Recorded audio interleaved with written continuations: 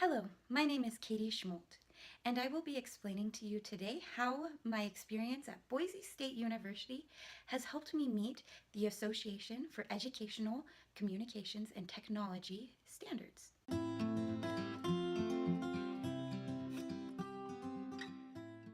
Standard 1, Content Knowledge, is all about gaining the skills and knowledge necessary to create technology-based learning materials. I like to think of this standard as a seed because as I grow in knowledge, I am able to produce something new. I was able to create, use, and assess instructional technologies. One example of my creation of instructional materials was a video teaching my students how to change sharing settings on Google Docs. I learned how to use Screencast-O-Matic to make a screen recording and then uploaded my video to YouTube. This creates a learning environment where students can turn to internet resources to troubleshoot their tech problems. I successfully learned how to create my own web pages using Adobe Dreamweaver. Using HTML and CSS, I coded several different web pages. One example of a web page I created was a Civil War jigsaw. The jigsaw method breaks students into expert groups and then requires each group to teach other groups. I am able to curate resources to ensure student learning. Learning how to code was very empowering as I knew I could solve complex problems and create personalized learning experiences. In addition to creating and using technology, evaluating technology resources is essential. I created a blended learning unit about World War II. In order to determine if that unit was effective, I developed an evaluation plan. This evaluation plan included project objectives, evaluation questions, and methods. Students took an attitude survey to see how they felt about the use of technology and a summative assessment to see how much they had learned. Nearly 80% of students passed the exam. By surveying my students, I learned that when I implement the next blended learning unit, I should have shorter assignments and I should still allow students to pick how they want to learn the material. By gaining the knowledge to create, use, and assess educational technologies, I open the door to make more meaningful learning opportunities for my students.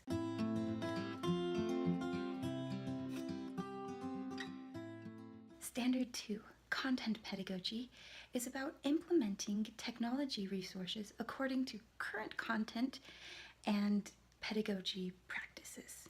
I like to think of this standard as an apple tree. The seed has grown into something larger and can support more growth, just as a mature use of technology can support more student learning. Content pedagogy can bring forth the fruits or evidence of learning.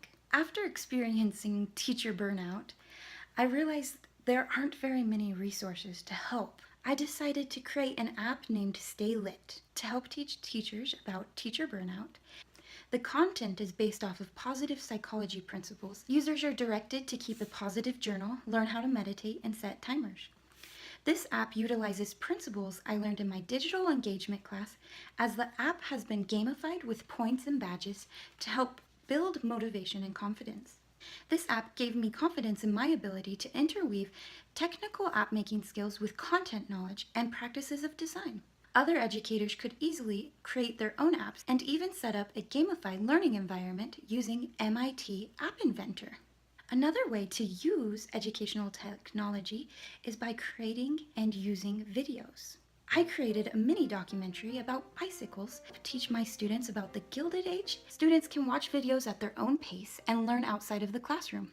In addition, a video allows for an intermixing of text, video, pictures, and sound to connect the viewer with a topic. Teachers could have students make their own mini documentaries. I created an e-learning toolbox on Wix sites to manage some technological resources I had collected. This website demonstrates different ways to communicate with students, such as through blogs and podcasts.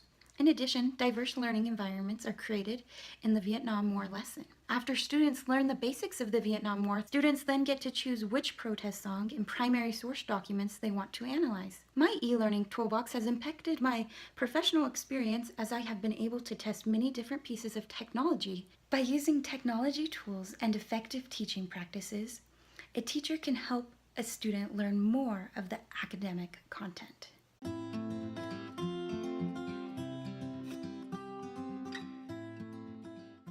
Standard 3, learning environments, is all about creating and managing effective and meaningful learning environments.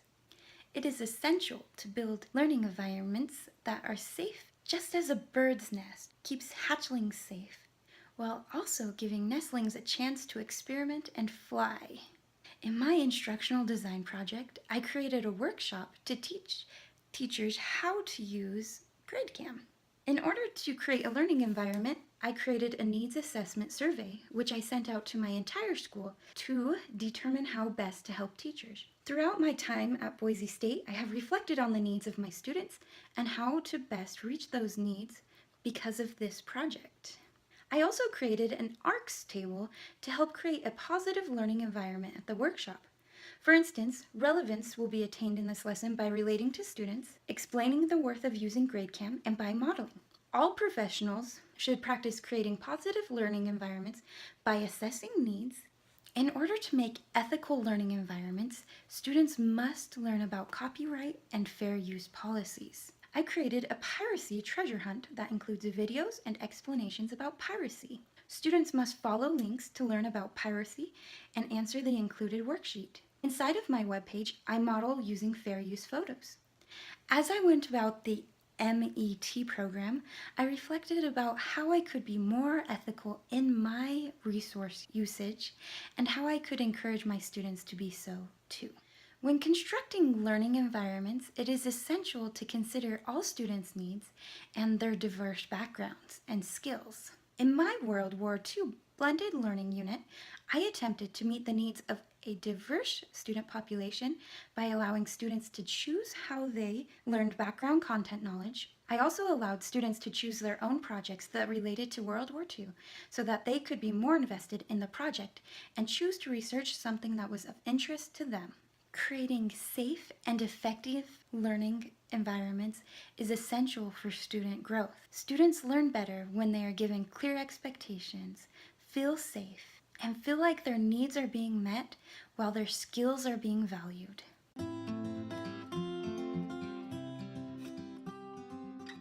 Standard 4, professional knowledge and skills, is all about sharing with other professionals to build the field of educational technology in an ethical way. I connected to this standard by thinking of how an apple tree is even better when you can share the growth or apples with others.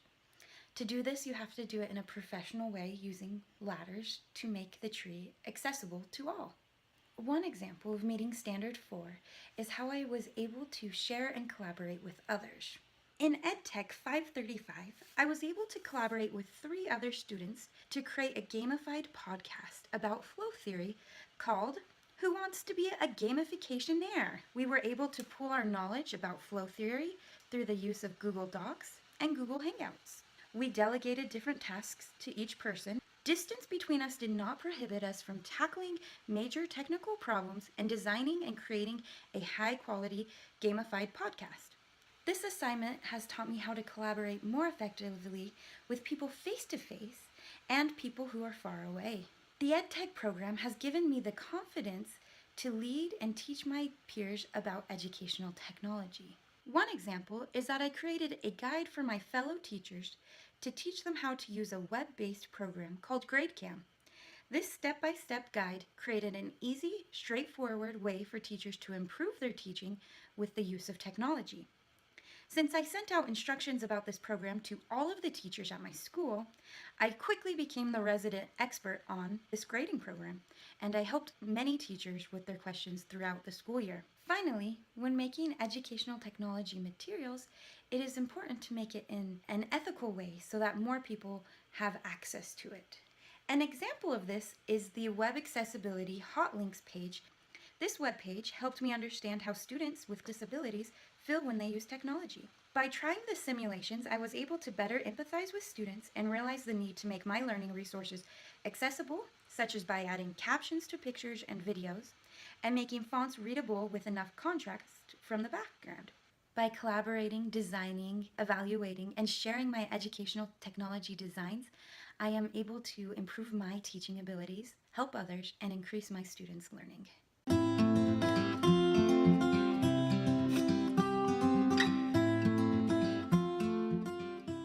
Standard 5, research, is all about exploring the field of educational technology in hopes to improve performance.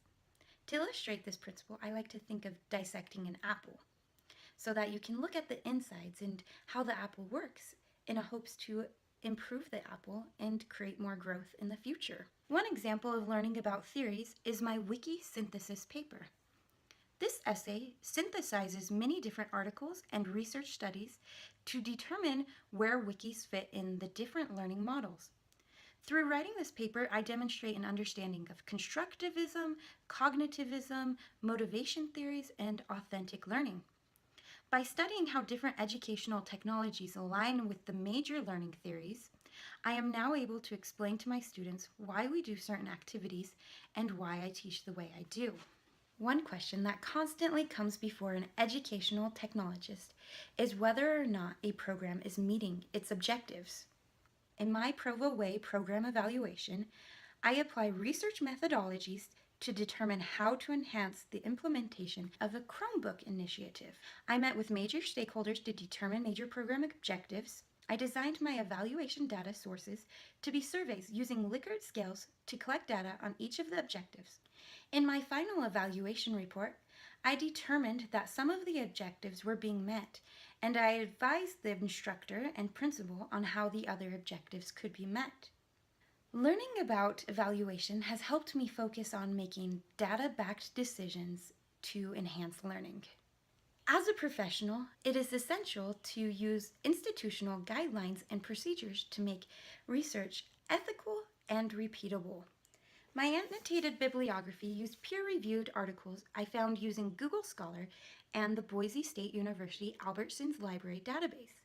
The annotated bibliography demonstrates that I can analyze resources to indicate what they are about and assess the strengths and weaknesses of that source. In addition, my citations are formatted correctly using the APA Style Guide. Research is foundational in knowing why you do what you do and learning how you can improve in the future. As a teacher and educational technologist, I have learned the skills necessary to create meaningful learning experiences. I have used these tools and pedagogy to create growth. I have created safe learning environments. I have endeavored to share professionally what I have learned, and I researched how to improve my performance. With these skills and aptitudes, I am prepared to move forward, creating meaningful learning experiences for my students and helping my colleagues reach new heights.